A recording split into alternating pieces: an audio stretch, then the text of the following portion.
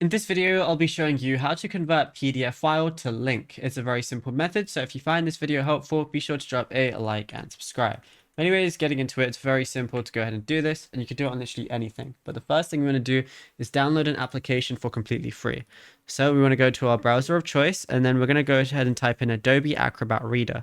Then go ahead and click on download, and then you're going to see a downloaded Acrobat Reader, but I'm going to uncheck anything because I don't want any add-ons. And then all I want to do is press download right here. Then click on the exe file. Go ahead and press yes if you get any pop-up.